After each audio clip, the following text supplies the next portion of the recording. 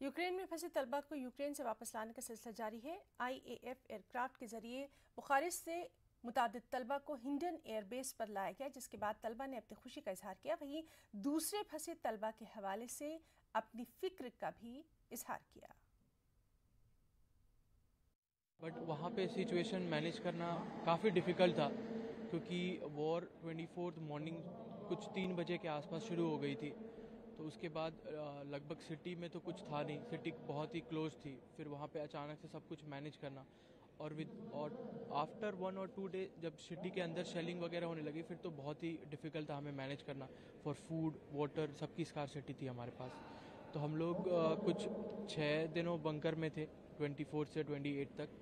फिर 28 को हमने डिसाइड किया कि वहाँ से निकलना चाहिए। तो किसी तरह हम लोग कुछ जितने भी दोस्त हैं, हम लोगों ने सबने डिसाइड किया कि हम लोग 28 को वहाँ से निकल जाएंगे खार्किव सिटी से।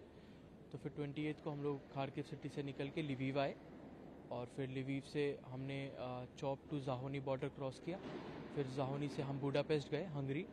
फिर वहाँ से आज वापस वहाँ पे 3 दिन रुकने के बाद आज वापस आ रहे हैं। जो आपने घर आकर तो खुशी है ऑब्वियसली।